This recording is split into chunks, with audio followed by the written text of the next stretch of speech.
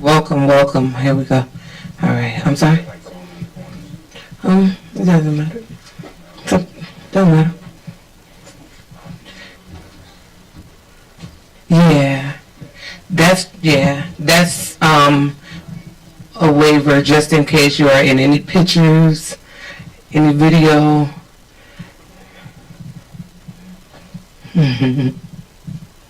Welcome.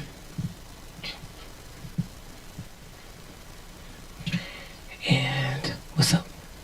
Okay. You got the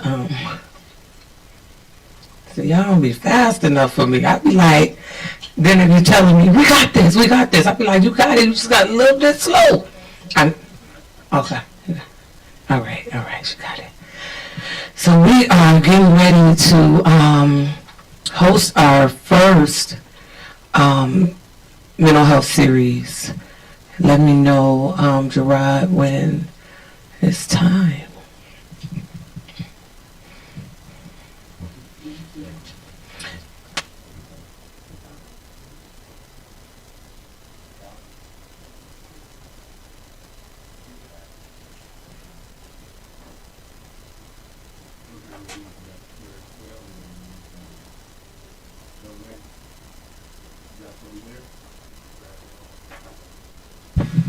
Mic check, mic check. Thank you. Let me know when it is time. I see. I know.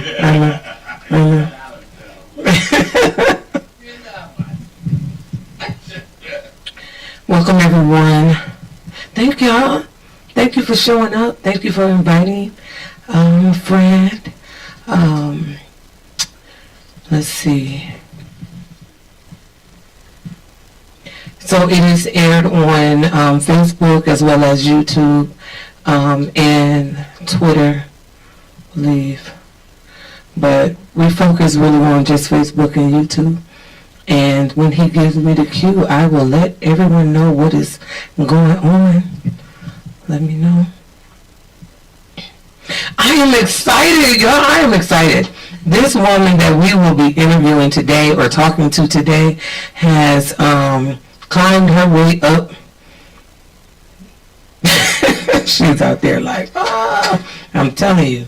So you see people, here, in this space, right? And don't really know what they had to go through to get here. And so sometimes you may be in your situation and feeling like it's so dark where you can't even see yourself, in a better space. So I'm just waiting on the cue. I'm waiting on the cue.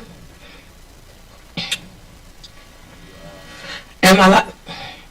Welcome. Welcome everyone to Stories of Heroes. I am your host, LaShawna Alfred. I am a licensed independent social worker, and I provide marriage family counseling with a heavy focus on trauma counseling. And so the Stories of Heroes, in these we're doing 8 sessions, and I first want to say thank you to the Mental Health and Recovery Services Board for sponsoring this series. Stories of Heroes was founded in 2017, I believe, and the whole purpose of hosting this show was to give everyday people, our everyday heroes, a platform to be able to share their story, how they overcame. Because I believe that, this book that I read says they overcome, right, by the blood of the Lamb and the word of our testimony. And a lot of people have testimonies, but they don't want to share it, right? And then a lot of people want testimonies, but don't want to go through the test. So it's just a lot of things we got to unravel around here. But anyway, my first guest, so this is how it goes. Stories of Heroes will be aired Tuesdays and Thursdays, 7:30 p.m. So tonight, the focus is going to be on domestic violence and mental health. And Thursday this week at 7:30, our guest will be Kovan Porter, and her topic will be, what is it again?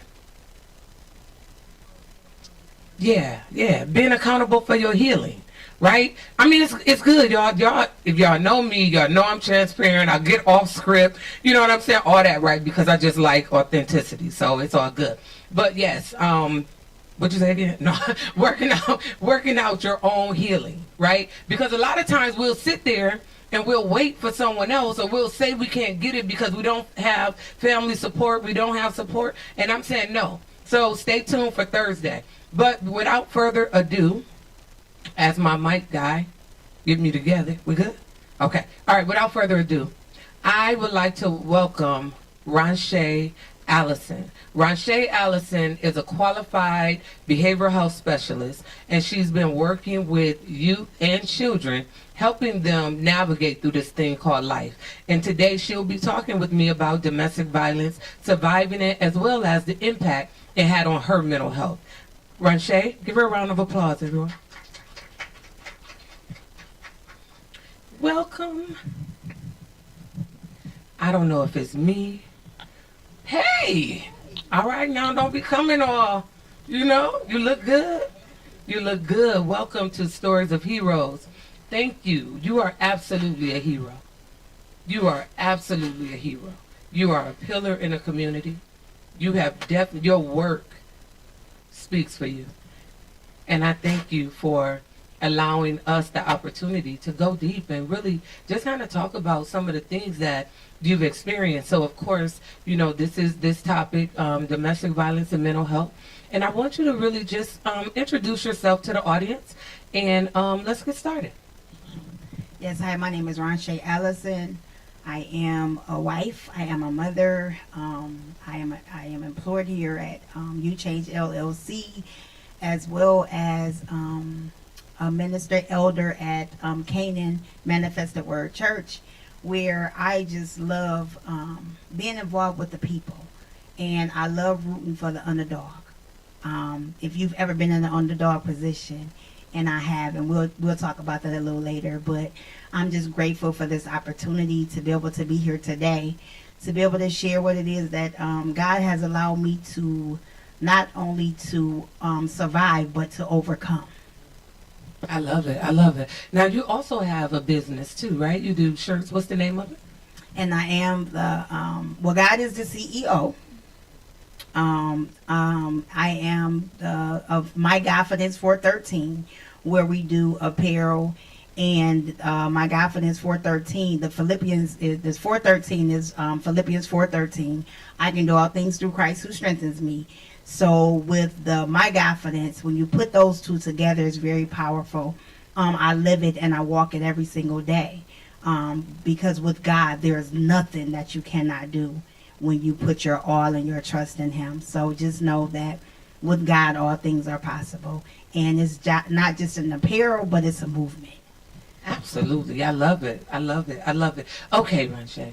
So talk to us about what are some significant things that happened to you in your childhood, things that you either witnessed or experienced yourself. When you think about your childhood, what is the one thing that comes to mind?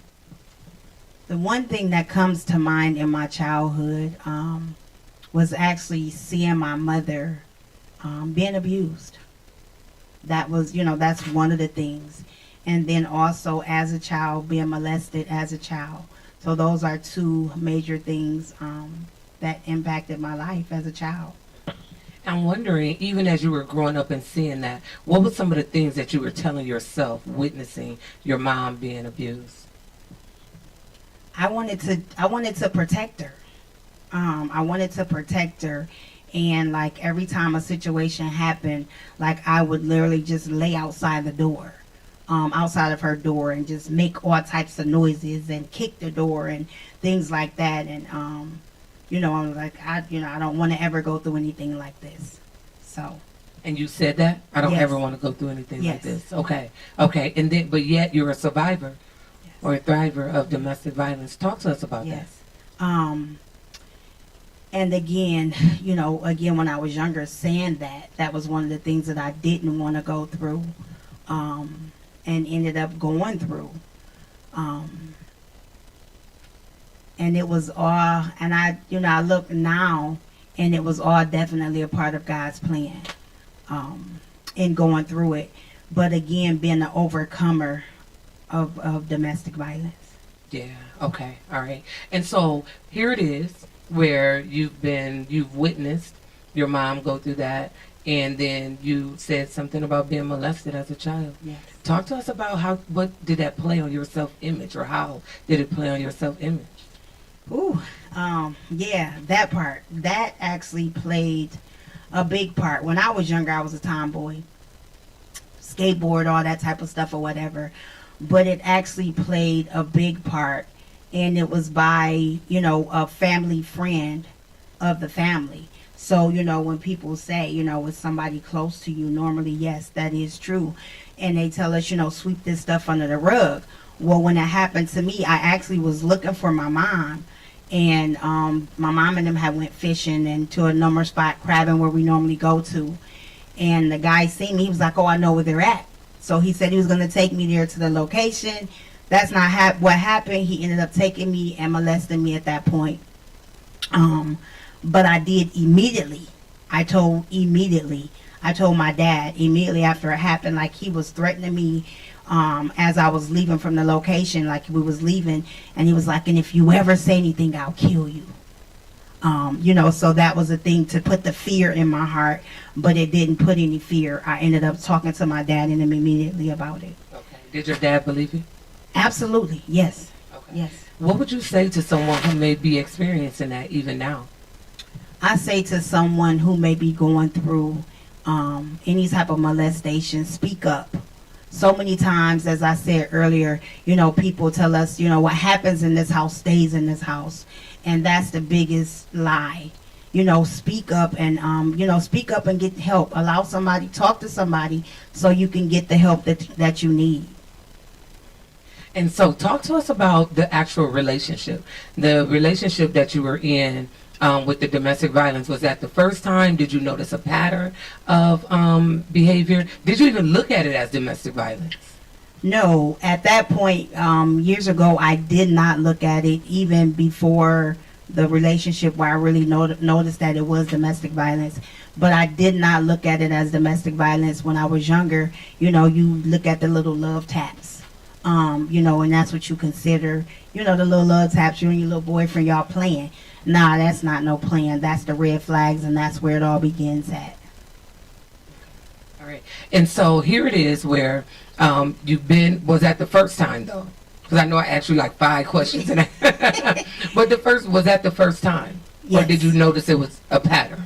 That was the first time. Like I said, even back then, like I said, I was a tomboy, so I would fight like all the boys. And so I wasn't afraid of nobody.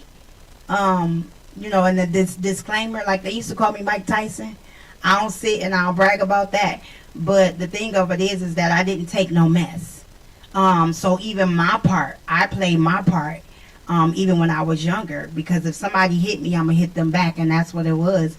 Even then, younger, you hit me and I'm going to hit you back. So that was kind of what it was. Never looked at it as domestic violence. Right. And see, the reason why I wanted to point that out, because the definition, right, how we look at it will affect what we call it. Because if I look at it as we're just fighting, you may have gotten over on me or I may have gotten over on you. And it's like, no, it's domestic violence. And the fact that we have a lot of individuals that are dying at the hand of people that they say they love or that love them, is very important. So even though we're talking about, Ronshay's story, we want to make sure that you see your story in her story. What would you say to a woman that's like, okay, no, I can fight too? Like, Well, and again, like I said, that was my thoughts back then. And when I began to, really hone in on me and to really realize that it was domestic violence, somebody has to be a bigger person. And so being that bigger person, I'm saying to you, if you're in a domestic violence relationship, I'm telling you to speak up and speak out and get the help that you need. Don't let shame and guilt hold you bound. Don't even let condemnation hold you bound. Get the help that you need. Even this, people say, oh, I don't, the stigma of, I don't want to talk to a therapist. And that's the biggest thing. No, that's the thing that saved my life. Of course, number one was God. But speaking up and speaking out and getting help, talking to a therapist where I was able to really release my feelings and those things. So that helped me a lot, even back in those days. So talk to us about that, like the impact that domestic violence had on your mental health. It had a major impact on my mental health, and it affected me for quite a while. Even for a period that I didn't even realize that it was affecting me. Looking back, when I look back at the signs and, the even the triggers, the things that caused me to even trigger, but the mental health part of it was depression, anxiety, and then, after I lost my mom, like it was really bad, the thoughts of suicide and, all of that. So it really affected my mental health. And there's a lot of women who's suffering in silence. What pushed you into reaching out and asking for help? The thing that pushed me into reaching out and asking for help was, so now we've got kids. We've got, we have a daughter. We have kids that's now involved in it. And it's like, somebody's gonna be hurt. Somebody's gonna get hurt. So I actually left. And I reached out, and I went to the YWCA, and I tried to stay there, and I stayed there for a little bit, but then I didn't go back at that point. I did go to a friend's house and stay, but I'm like, somebody has to do this for the sake of our kids, because, like I said, it was to the point somebody was going to get hurt. So. Yeah. And so now, what do you do now in aspects of helping individuals with domestic violence? Now teaching the biggest part of self-love and self-worth, because when you know your worth and when you begin to love on you, baby, there is nothing, I mean absolutely nothing that can stop you. So when that self-respect, self-love, this is even what I teach the babies. This is what I'm instilling in them, because again, and we've talked about this before, because when you heal the little girl, the woman will evolve and flourish. When you heal the little boy, the man will evolve and flourish. So a lot of times we don't want to go back to the childhood, but that's where it begins. We've got to go back to those things that kept us bound, that traumatized us, that hurt us, and we don't want to even sometimes look at that woman in the mirror. I've had to face that woman in the mirror. It's not pretty. It wasn't pretty, and it was very painful. But baby, facing that woman in the mirror gave me, a self-love, a self-respect, a self-confidence that I've never had before. So, again, we've got to go back, and that self-love and that self-worth, you've got to own that. You've got to own it. You've got to own it. I love that. Any questions? Any questions? What's coming up for y'all right now? Any questions? Yeah. But I can tell, that's self-love, right? Yeah. It's so important. And then, but trying to even finding out, how do I love her? Right? How do I love her? How do I love him? And I know we talk a lot about domestic violence as it relates to women, but there are men who suffer from domestic violence as well, correct? Yeah, absolutely. There are men, it's just that a lot of men don't speak up about it as much. But here lately, I was downtown, and the statistics just in the month of October, there was, before the end of October, there was 5 men that spoke up, and they had a case again for domestic violence of a woman abusing them. And so many times, women think, no, there's women that are controlling. There are women that initiate it. And that's the thing, what I'm saying, that even being accountable, because like I said, I'm a twisted survivor. And we'll talk about that. Twisted survivor. Go ahead. Ask the question so I won't rush. A twisted survivor is, like I just was about to say, I initiated some things. I put my hands on somebody first. It wasn't always, you know what I'm saying, like they initiated. No, when a man or a woman say, leave me alone, and you want to keep on going behind them and nagging them and all that, and then you want to get to, so now you asking for trouble. So yes, I'm a twisted survivor. You know what I'm saying? Myself and my husband, we're both survivors. And it's, you know what I'm saying, and it's nothing but the grace of God. God brought us through it. This year be 30 years that we've been together. Nobody but God. That's not everybody's story. Girl, look, why you stop? Yes, that's it, right?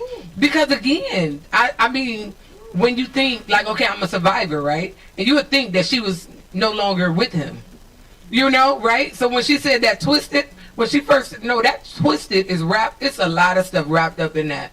Because at first I was thinking that she was like, oh, I'm twisted because we're still together. But she said, no, I'm twisted because I used to hurt him too. Like I could have been in jail too, so I love it. I love it. Absolutely. And the thing of it is, you know what I'm saying, like I said, looking back now on those things, and even, taking a further step, relationships, you know what I'm saying, other relationships that I've, been involved in, and, even with the sake of my kids, you know what I'm saying, I was angry, I was hurt, yelling, I didn't know how to control my emotions. So, my kids, you know what I'm saying, they suffer from that. Yeah.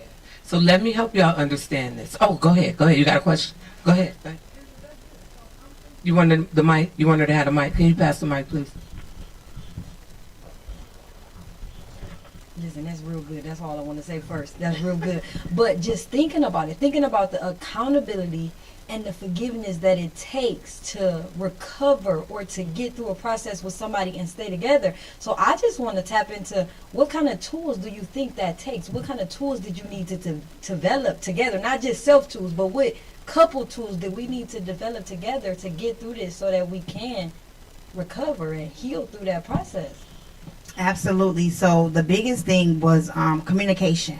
Being able to talk, and learning to talk and not talk at each other, but to effectively communicate, have not a monologue, but a dialogue with each other. And then, him also, getting the help that he needed, going to anger management and, things like that. So it was twofold, so we're both seeking the help. But then the biggest thing was seeking God. You know what I'm saying? I saw God, and like I said, in that love, that self-love and self-worth, that was the biggest thing. Because I knew I couldn't do it on my own. You know what I'm saying? I couldn't do it on my own. So I had to seek God. So again, seeking that, seeking anger management. You know what I'm saying? Coming together and communicating as one. Let's talk these things out. Let's see where it is where we went wrong. Okay, I love that question, but let's break it down just a little bit in bite-sized pieces, right? So here it is. How long were y'all together before it changed? So we were together before it changed. I mean, before the domestic violence stopped. Oh, before it stopped. Ooh, we were like 20 years. Okay, so y'all been domestic violence free for 10. Yes. Okay, for about 10 years. Yeah. So about 10 years. Okay. And there was an incident. There was one incident, but after that incident, it okay. Was no more. Okay, because I need y'all to see something, right? So here it is. For 20 years, you was in and out of this relationship, right? I'm wondering what was that thing that actually changed it? Because what I'm thinking is I teach people, we teach people how to treat us. So I'm wondering if it was a time where you was ready to go and you like, okay, I'm done for real. And if he was wondering, or he believed you and he really didn't want to lose you, and so he began to change. That's what I'm kind of wondering that. Absolutely, and that's exactly what took place, because it's like, what, enough is enough. I was done. And so that was the changing point. That was the breaking point. That was it. All right. So the reason, and I didn't know that story, right? I didn't know that part. What I do know, I study behavior. I study human behavior, not female behavior, not male behavior, but human behavior. And it's some behaviors, patterns that I can see, and I can tell you whether or not this is going to turn into a volatile situation, whether or not it's going to change. And so what happens is, when we're teaching people how to treat us, someone hits me, right? And I say, okay, no, I'm not taking that no more. But then I go back. Guess what I told them? I'm taking it some more. You know what I'm saying? So then it happened again, because every time it happened, it's a reason. So now I'm questioning, man, I shouldn't have did this or I shouldn't have did that. And then they're apologizing, right? Go ahead. And that was a part of my question, is like, what tools do you implement to stop this? Because in behavior, I study human behavior too, and in human behavior, no matter how much we want to stop it, unless we implement some tools that are preventing us from this thing, we're going to be punching each other in the head. Right. So watch this, because Ronisha said she started seeking God. She started changing some stuff around. Watch this. He started seeing the change and realizing that if I want her, I got to do something to change. So now he goes to anger management, because he realized that his behavior, he can't stop it on his own, just like you said, right? Come on, bring it. Listen, so that proves something. See, and it proves something to a lot of people, because a lot of people say, well, he loved me. Well, in this, you teaching me right now that he loved her so much that you was about to walk away, and he said, oh no, I love this thing so much that I get the discipline and the tools from other places to keep this thing. Absolutely. And that's a good thing for us to learn. Absolutely. So here's the takeaway. If they love you, you got to ask yourself the question, are they love you? Do they love you enough to do what they need to do in order to be who they need to be for you? That's the question. Because it is help, and change is possible, right? Oh, that's a you change. Change is possible. And so that's where, again, without knowing the story in detail, I'm like, something had to happen. And I wanted to slow it down, because someone may be watching that may be thinking like, wait, maybe we can be together. They've been together 30 years. But see, they would have still been in domestic violence, if then nobody died, if somebody wouldn't have made a change. Right. Absolutely. So there was, there had to be change that took place. And again, what I'm saying, like I said, enough was enough. And, again, that part of, really beginning to love me, and again, those boundaries. And now we're not talking about toxic love, you know what I'm saying, and toxic boundaries. We're talking about healthy boundaries. So, there's some things that had to be reevaluated, and now we got to go back, to the drawing board. You know what I'm saying? So, yes. Now, how did your change affect how your children view things, or the different things that they may have gone through this? Yeah, and so the initial thing was, getting our daughter, getting in counseling. And that was, like I said, that was the initial part. And when I, took her to counseling, and I was, again, back in those times, was seeking counseling for myself. And she was like, and I was telling her what I wanted. And she was like, well, wait a minute, you have a plan. Again, because I was tired. But I knew I had to, get the kids, you know what I'm saying? Focus on the kids, get the kids some help that they needed. So really, and then letting them know that, this is not okay. This is not okay. You seen mama do it. You seen daddy. You know what I'm saying? You seen us go through it. But let me show you that this is not okay. This is not the right way to do it. So having to go back and have those dreadful conversations. And people say, yes, it does happen. You have your daughters, you have your sons, and it does affect them. It does affect them. And again, they pick up on that. So, but my honey, listen, today, Listen, none of us, neither one of us indulges in it. We don't, we don't like it. He does not like to talk about it. Even with our sons, if something happens, no, it's a no-go. It's a no-go, because again, we have to hone in on it, and you can't let them think that it's okay, because it's not okay. Even when the kids are young, they're watching. Like I said, I was younger and I seen it with my mom. I seen it.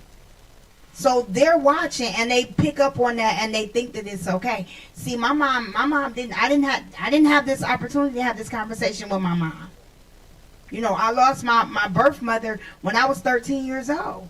So I didn't get to have this conversation.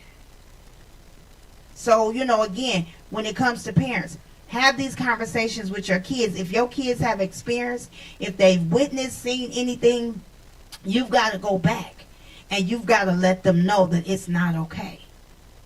You have to be held accountable. And that's the biggest point. A lot of parents don't like that. Because again, it's us looking in the mirror and letting our babies know that, hey, I messed up, I fell short. That's good. That's good. Because again, we can tell people what not to do. But the question becomes, how do I not do it? And that's why, again, counseling is so important. But also, if you've one that has survived it, it's really going back and saying, hold on, let me slow down. Let me see, what did I do to actually help me through this thing? Because I'm going to tell you, when we're looking at behaviors, right? Behaviors are triggered by emotions, right? What people think is that their emotions are triggered by events.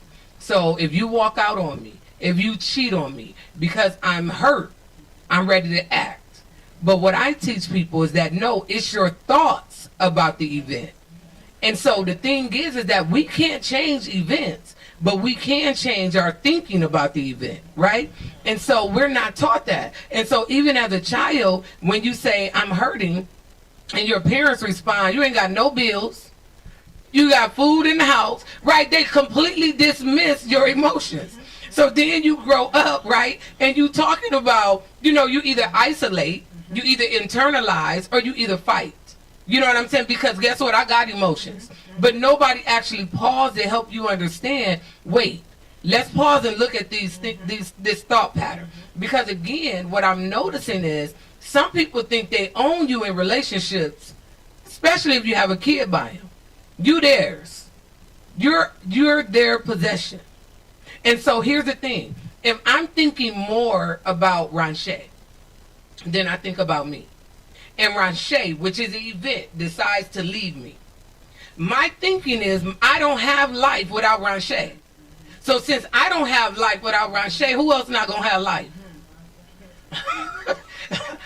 You see what I'm saying? I mean, that is the pattern. So we're not helping our kids and even adults learn and understand the impact that our thoughts have on our emotions and our behaviors. That's the only way we change the behavior. We got to change our thoughts. Yes. Right? Go ahead. And that part is huge, because that thinking, because for so long, if we sit and we think upon the thing, then it becomes an action. So if I would have, been sitting and I got this anger festering up inside of me, then woo, you know what I'm saying? Like, it's a whole different ball game. So that thought pattern, that thought process had to be shifted. It had to be changed. So now what do I have to do? You know what I'm saying? Now I got to think upon something that's going to help me calm myself down, so I don't go and act a fool. You know what I'm saying? And do something that I shouldn't be doing. So it's about shifting. You know what I'm saying? Shifting our thinking. Even in those moments when the fire is turned up, when that temperature is hot, you've got to understand that one of y'all got to be able to control that thermostat. And the thermostat is either we can turn that dial all the way up, or we can turn that dial down. So somebody in that moment, so it doesn't escalate, has to be able to have that control. And I thank God that God allowed me in circumstances to have that control, to be able to control that temperature, because it was some hot moments. And like I said, I wasn't you know what I'm saying? I ain't no gangster, but don't push me. No. Okay. I I love it. I Look, love I it. ain't no killer. Look, I ain't no killer, but don't Look, push look, me. look at the Look, cat. listen, Look, look. listen, The listen. hood I again. ain't no She said it killer, was a but don't killer. push me. Look, no. But, you know, I Yeah. thank God for his Yeah. mercy and his saving grace. Definitely. Because, honey, it's because of him that I sit here today, the woman of God that I am. And going through everything that life, you know, had at the table, you know what I'm saying, the things that life has given me, but being able to survive and to overcome those things, and knowing that you don't have to be stuck. You don't have to be stuck, and you have to. It's that self-love, and I don't know, but we keep going there because it's the self-love. Once you begin to really love yourself, you teach people how to treat you, and it's about those boundaries. I'm even talking about our kids. We teach our kids how to treat us, so if we ain't chastising them kids, spare the rod, spoil the child. Nah, baby, you better use that rod, and that's the problem with today. A lot of parents ain't using that rod. You Change does not approve that message. I just.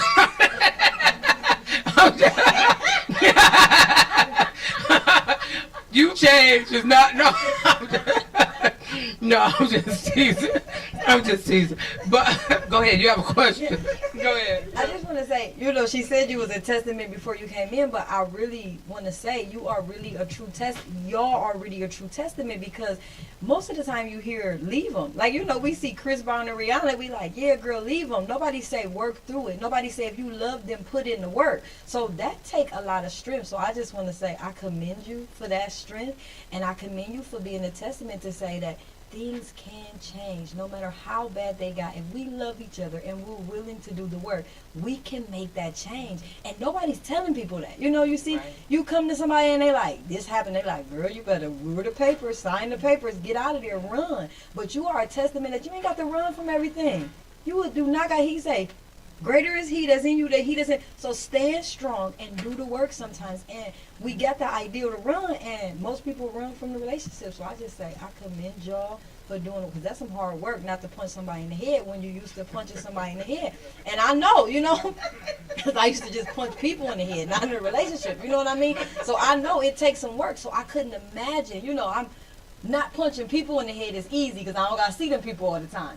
But to not punch somebody in the head that I'm common with, that I see every day, that this is art. Man, that takes some strength. So I commend you on that strength. Yeah. But But I want to make sure I point out that she said we. You know what I'm saying? Because there's a lot of people that's thinking I can change. You know what I'm saying? But if I'm the only one changing, then it's just going to be me. I'm not the one just going to be changing, and then we going to stay together. So in that situation, Ronisha shared, I just want, because I don't want nobody talking about they watch stories of heroes, and we was encouraging folks to stay in domestic violence situations. But what we are saying is, if two people, right, who simply did not know, right, and they get help, it's possible for the love to make it. Two. Can they? What camera I'm on? You two people. I'm just saying, two people, not just one. You know what I'm saying? It takes two to tango, right? Okay. All right. Good job. Okay. But we commend you. No, it's huge. One of the people I think about too, those of you who may be in the Christian world, is even Juanita Bynum, and she fell for the trap. Like that situation, she allowed the world to make her the face of domestic violence. You know what I'm saying? And it's like, okay, unless that was going on, and so now she went through the divorce. You know, and that was one of the things I used to be like, man, because sometimes we will make decisions because of the pressure of the other people. You know what I'm saying? Our family is saying, oh, that's not going to work, this not going to work. And I'm saying to you, you got to be able to examine the situation, see, okay, but you also have to love yourself enough that if you don't be willing to change, or if you're not willing to change, then you can't be with me. You got to love yourself enough for that. So I love how you keep saying that self-love. Yeah. Yes, because it's huge. Like that part is, you know, is huge. And then one thing I want to touch on, as well, you know, about the suffering in silence is, you know, when people suffer in silence, they tend to not want to get other people involved, family members or siblings or whatever, because they don't have their mind made up. But it's like, when you get to that point where, enough is enough, you know what I'm saying? A lot of times, you won't even call the police. You know what I'm saying? You won't do anything because, you're comfortable in that. You've gotten, that cycle. So now this cycle is toxic. So now it keeps on happening. But the thing of it is that, when you're sick and tired of being sick and tired, you'll do something different.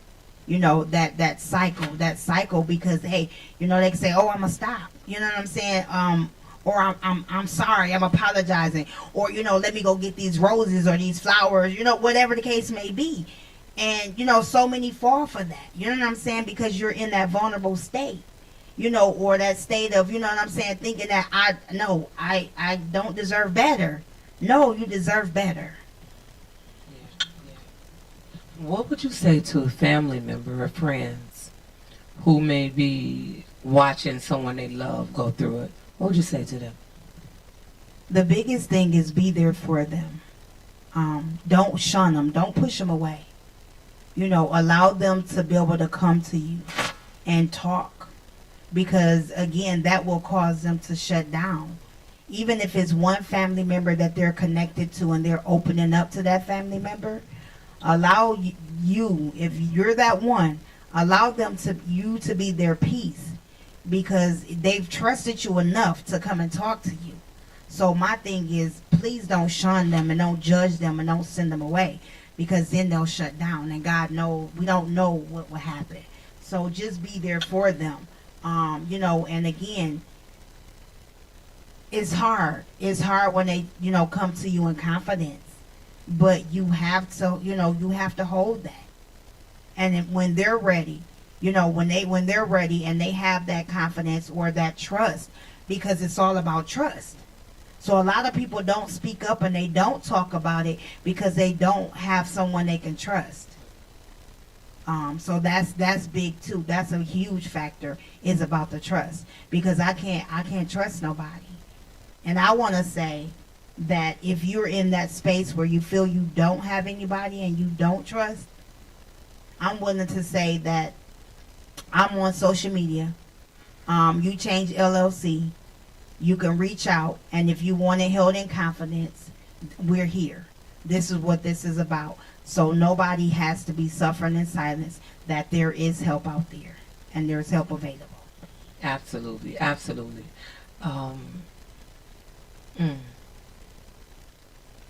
One of the things I never really seen, and I'm not sure if you have, but I never really seen or heard of someone that was in a domestic violence relationship get out just because other people told them to get out. And that's one thing, even in counseling. I don't say just get out, right? I help with a safety plan, you know what I'm saying, and a strategy. But when you tired, don't nobody need to tell you to get out. When you tired, you leaving houses, you leaving cars, you leaving furniture, you leaving clothes. I mean, when you tired, you're going to leave all that stuff. So the question becomes, am I tired? Am I tired? Am I fed up? Go ahead.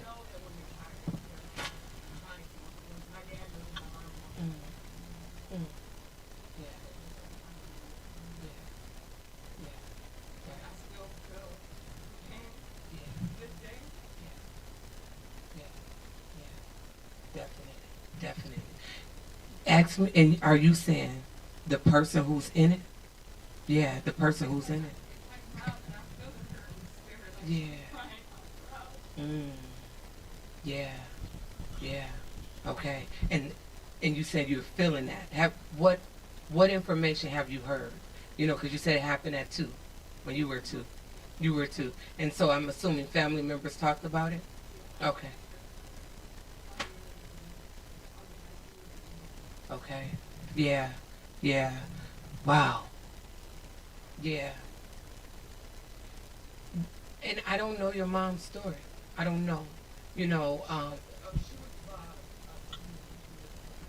Okay. Oh, I can't have you. yeah. No one can have you. Okay. Okay. And so even listening to this, you're noticing, what are you noticing even now, just listening to what's being shared now? I can benefit from what she's saying. Yeah. And I come from a family of domestic violence to this day. Okay.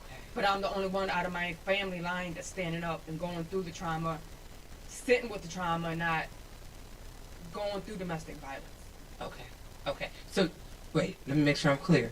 So you haven't went through domestic violence, you yourself, No. but you're the one that's kind of like, okay, no, Yeah, it ends with me. Yes, yes. Okay, okay, all right. And so, do you have family members even now that will come to you and talk to you about it? Okay, all right. So you're just speaking up, just like, okay, no, this definitely ends with me. Yeah. That's with me. Okay. I'm curious about when you said your mom was crying out for help, because that's another thing too, right? Because I want to make sure we're not putting a blanket over everything, you know, because there are women who tried to get away, you know, and it was no protection.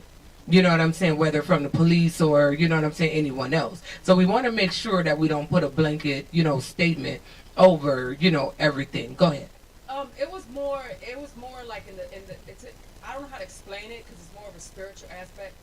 'Cause I come from I'm Hispanic and Cuban, and I'm trying to word it the best way I can. What my dad did voodoo on her. So that's how he got away with it basically. He got away with it, but he passed away when I was in junior high. He got away with the murder? Yes. Okay. And everybody knew who did it? Okay. Okay. It's just, it wasn't no evidence as it relates to... They said there was no evidence. Okay. Okay. All right. And how is that, how is it affecting you now, especially with you're saying like you're real spiritual? You can. Because then I grew up with my grandparents, but I had to fight my grandpa off me because my grandpa was molested. Then my uncle molested me at the age of 7 multiple times. Yeah. So I grew up with a lot of anger, a lot of fear. Yeah. Yeah. Absolutely. Yeah. Absolutely. Absolutely. Okay. But Thank I've you. come from a mighty long way. Yeah. God ain't done with me yet. Yeah. Okay. God is not done with me Okay. yet. This Yeah. is just the beginning. I've came from a mighty long way. Absolutely. Absolutely. And that was the thing, right? It's like I'm even now I was kind of like, okay, wait, how do I carry this? How do I hold this, right? Because on one hand, I hear your trauma, but then I sense your strength. Yes. Oh yeah. You know what I'm saying? I Yeah. sense that spiritual aspect of it. That's why I'm like, I'm trying to contain it because I don't know you. Because You it's know. like I'm still feeling the mother thing. Yes. Because I didn't get that mother love or that father's love, and I didn't Yeah. get it from my family, and I'm Yeah. getting it from God. So Okay. when she was talking about the loving, I'm loving myself. I can say that I'm loving myself. Yes. Like, Yes. can't no one take this from me. Yes. Because God has given me this. Absolutely. And it's something that it's just, I don't know. Absolutely. It's just Absolutely. unbelievable. I love it. I love it. I love it. And I love, wow. I love where you are, you know, in this space, right? You being, I'll say it from my standpoint, because my mom was murdered when I was young. And, but I grew up angry. And now when I succeed and I do different things, I look at it as my mom is living vicariously through me. And I can just, like people would say to me, I know your mom would be so happy and would be smiling. And I'm saying that to you. You know, the fact that you found strength outside of family, you know, when they couldn't give it, you found strength and you're here, you know, and even when you said just feeling like your mom tried to get help, she, you know, reached, and you can feel that, but yet you found strength in a power greater than yourself. And I commend you for that. And I bless God for that. Yes. Go ahead. Yes. Yes. Yes. Yes. Yes.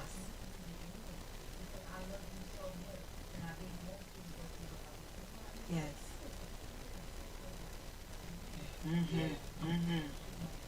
Yeah. Yes. Yeah, definitely. Definitely. Before you pass it, anything else you want to share? What would you share to someone who may be struggling? You know, what words or anything that you want to share before they pass the mic? I just want to make sure you get up. Don't be scared to get help. Because I think that's what my mom had. She was scared to get help, and that's why I had so much fear growing up. Yeah. Because she had that fear to ask for help. Yeah. Absolutely. Like no one was gonna hear her. Yeah. Yes. just don't be scared to ask for help. Yes. Yes. That's the cry. Yes. Don't be scared. Absolutely. Don't get that out because you deserve it. Yes. Absolutely. Absolutely. Thank you for that. Thank you for that. Yeah. Go ahead. You know, absolutely. And that's one of the things, you know, I just had an event in October, and reflecting back, when I say God, you know, my first domestic violence event, and that thing, it was a faith, you know, literally a faith walk. You know, I, you know, didn't want to, it wasn't about me, you know what I'm saying? It was about other people. It wasn't about me. So I wanted to say, you know, even what you said about your mom, about your mother, because on that day, as I sat and I was having a moment, like a week ago, and I'm like, God, okay, but God showed me. He showed me, like, you know, your mom is pleased in all of the things that you've accomplished. And I was like, Mama, and I cried. I was having a moment. November the 1st of 1988 is when my mom passed. So it was a couple days after that. It was actually the 3rd. And I'm like, okay, God, I was having a moment to where I was missing my mama. And I'm like, God, I thank you. But God, you know, instead of that moment of sadness, it was, you know, that way for a moment. But God allowed my brother to come, just say, I was coming by I wanted to give you a hug. This is 6 o'clock in the morning. You know what I'm saying? He showed up. This is what I'm saying, y'all. God will make a way. He will put people in your path. He will put people in your path. After that, I got to reflect it, and I was like, Mama, I did it for you. The domestic violence event, I stepped out on faith, Mama. I did it for you. You know what I'm saying? It was so many others. But in that day, that moment, God showed me, you did this for your mama. You did this for your mama. So today, woo, my God, today you spoke on behalf of your mama. Yes. Jesus, you spoke on behalf of your mother on today. That strength, don't fear, speak and get help that you need. Again, baby, you're here where you need to be. And for everybody else that's watching or may watch it, you're where you need to be. Tap in. Tap into the higher power. But tap into the help. We are here. We are here. I'm passionate about what God has given me. We're passionate. You know, you change counseling, Christian-based counseling. This is where it's at, y'all. This is where it's at. Don't ever feel that you're bound. I thank God for you today. Even if you're the one. Even if you're the one, I thank God for you today. Speaking up and saying what was on your heart.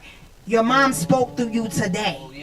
And I commend you. I thank you for that. Yes, absolutely. Thank you for that. Absolutely. Yes.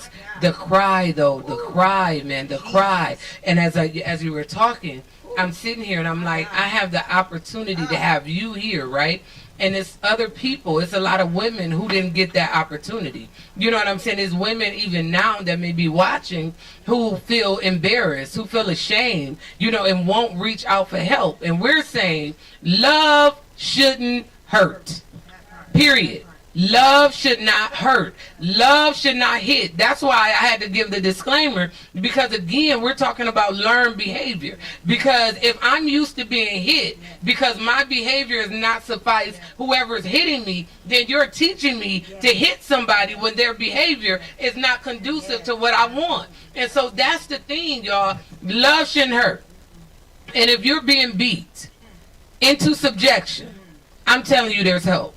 And if you sting because you're like, you know, how do they say it? The struggle I know is better than the fear of what I don't know, or something like that. You know, and it's just like, I'll stay here because I already know what's happening here. And I don't know what tomorrow is really going to bring. But I tell you this, baby girl, baby boy, listen. Tomorrow will always bring something better when you do something better. Tomorrow will always bring something better. So instead of staying stuck, right, in the same cycle of abuse, we're saying get help.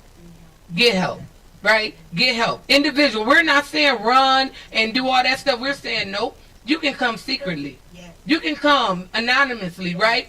To get help without even saying anything. You don't have to make no promises. You ain't got to say you're going to leave. None of that. We just want you to be healed and to be whole. Yes. Nobody would tell you to leave. Because once you heal and once you whole, Yes.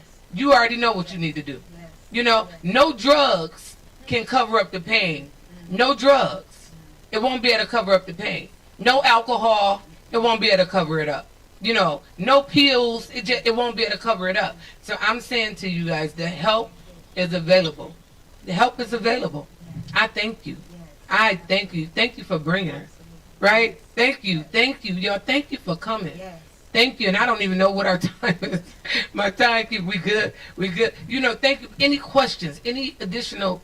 Yes.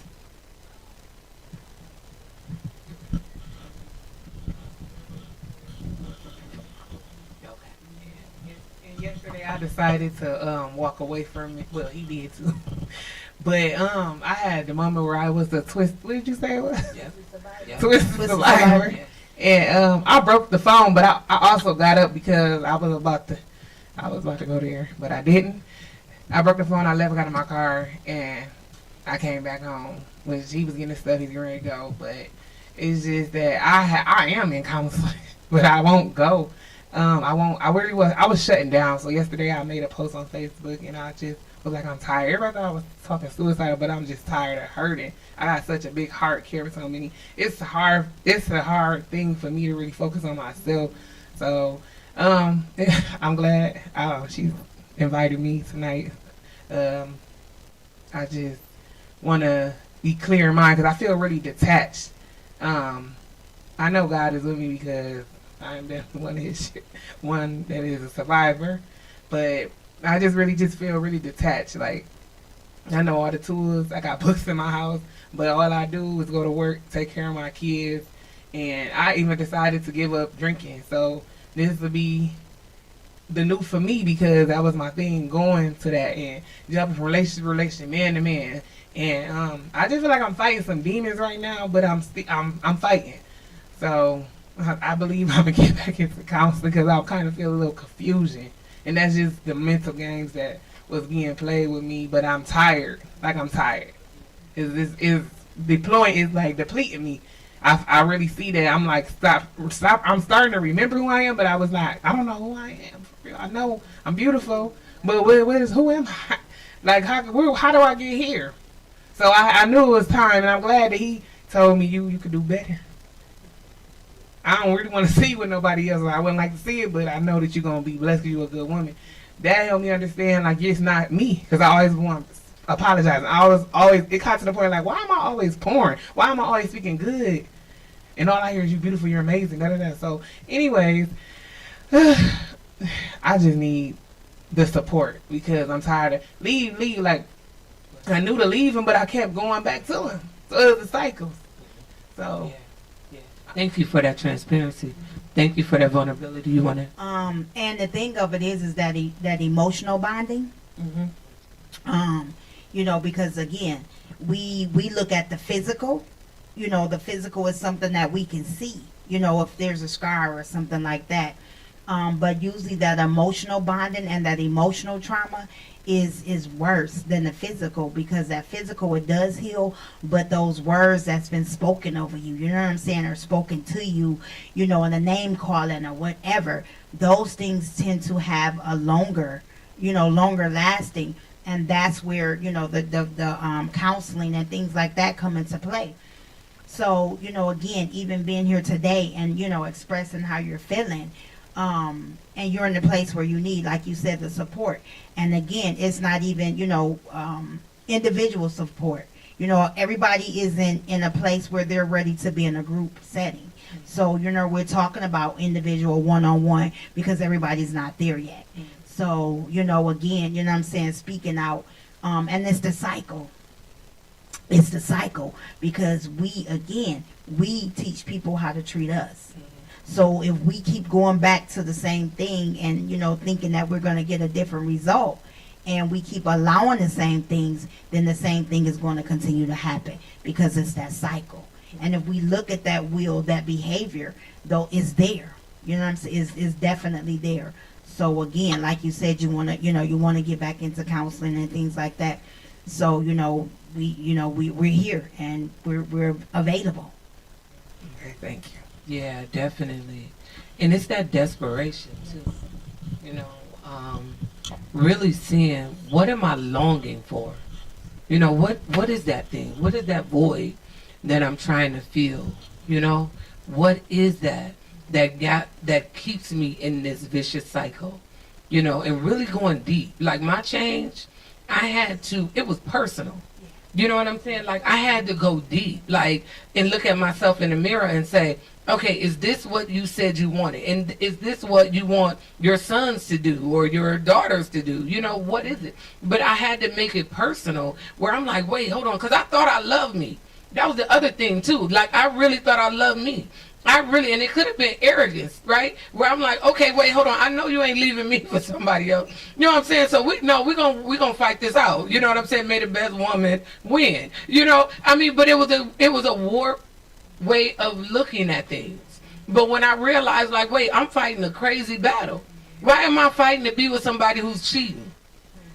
Who's doing all kind of stuff? You know, why am I fighting to stay in this relationship? But it was some things that I had to figure out in me that got me to this place. And I mean, by the grace of God, you know, by the grace of God. And I know you said you believe God's hand is on your life. I absolutely believe that. I've seen, you know, and heard the work that God has been doing in you. And I'm just saying, don't give up. Every day that we are alive, it's an opportunity for us to get it right. Right? For us to make a change. Every single day. And every single day is something that we could be doing in order to make some changes. Okay? One thing you did mention was about losing yourself. And that's the part, you know what I'm saying, about losing yourself, because you can lose yourself in the midst. I myself, you know what I'm saying, I did.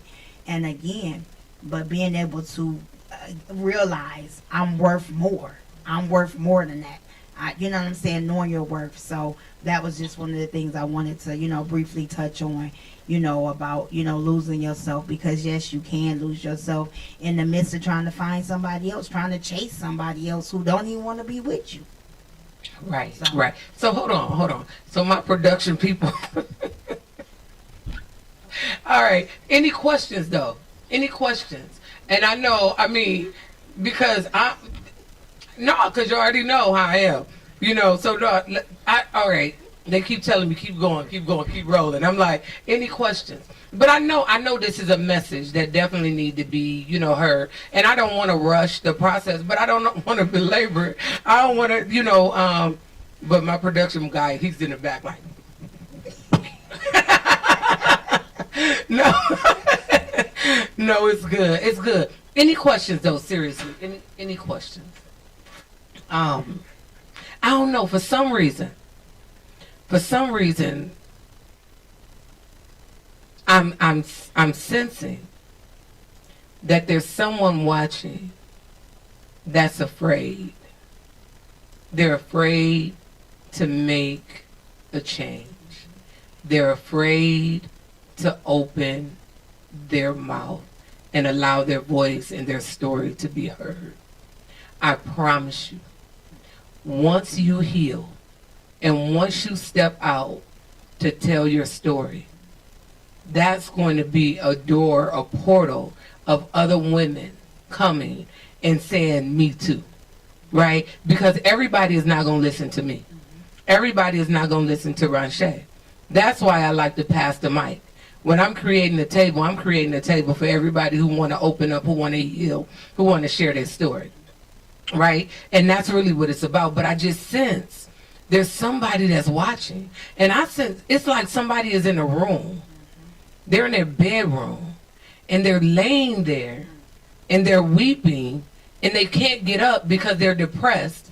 And here's the thing, though. They're depressed because the person who haven't been treating them right is not there. That's why they're depressed.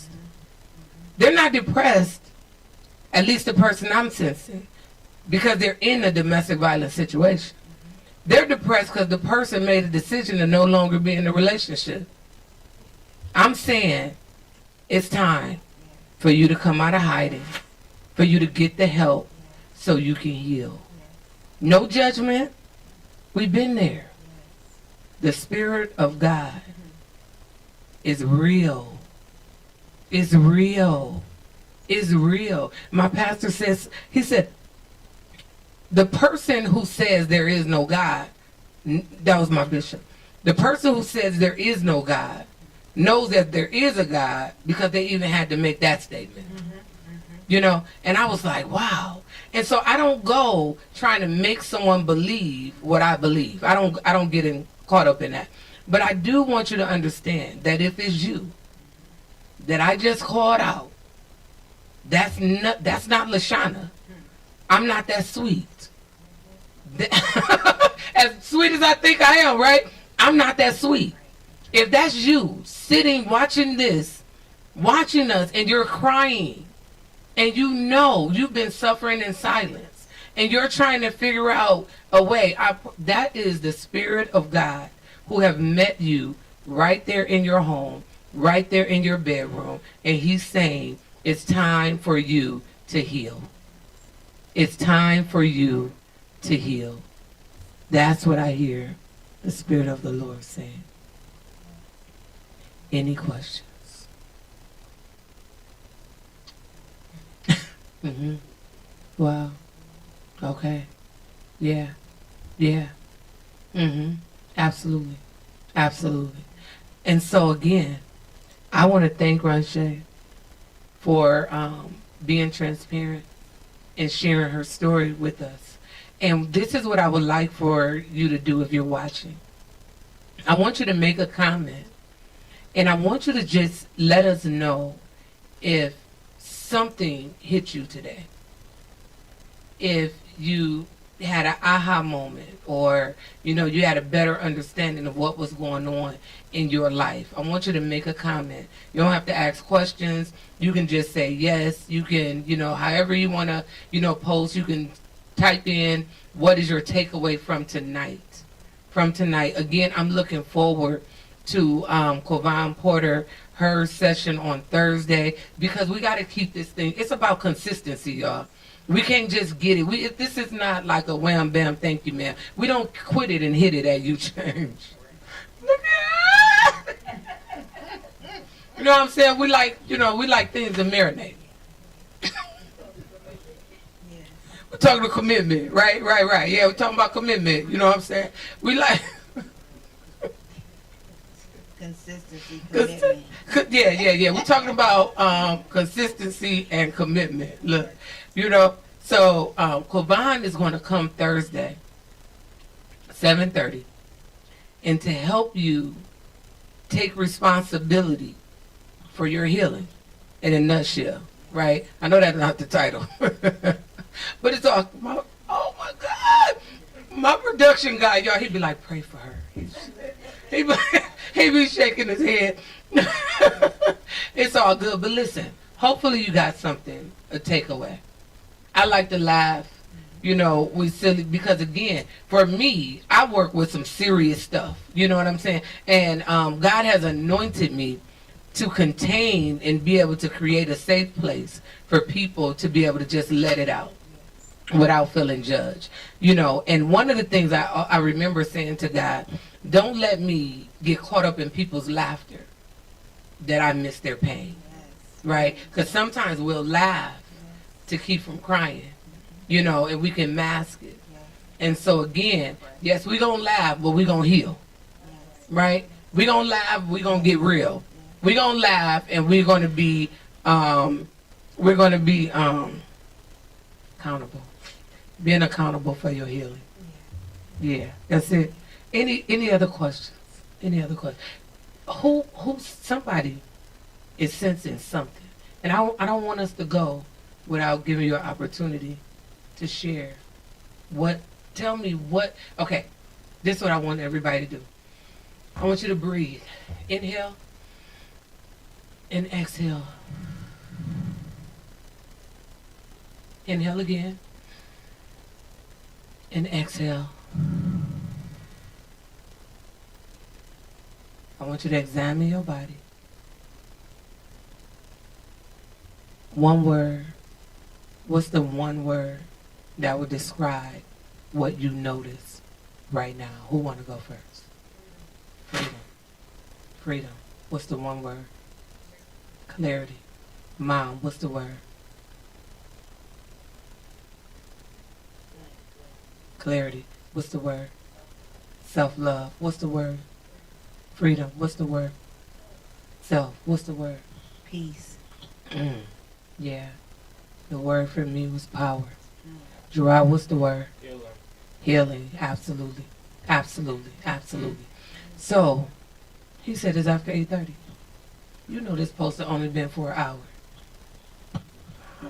Ron Shay done came. All right, clap it up, clap it up. He like, just do it, just flow, just flow. All right, no, thank you again, Ronisha Allison. You can find her on Facebook, Twitter, YouTube. No, I'm getting her there. You can find her on Facebook and at You Change. Yeah, y'all. We getting there. And at Canaan Manifested Word, you know. Absolutely, yes, definitely. On Sundays, Monday nights, Tuesdays. No. Sunday and Tuesdays, but no, definitely. But you can find me on Instagram as well and Facebook. So yes, but definitely reach out. I did. You missed it. Yeah. Oh, he said mention Thursday again. So Thursday, 7:30. You still got me on the air. You told me I'm still on the air? Okay.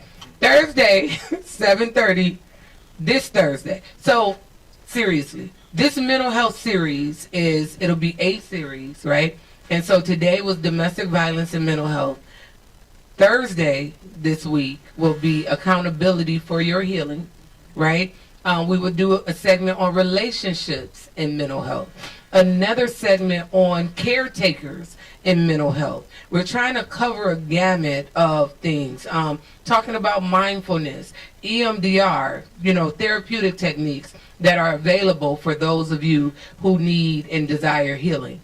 So again, this Thursday, 7:30, we will have Kovan Porter talking about accountability or being accountable for your healing. But let's give it up for Ronisha Allison, you guys. Thank you so much. Thank you. Absolutely. Thank you for the opportunity. Absolutely. It's a good day. No.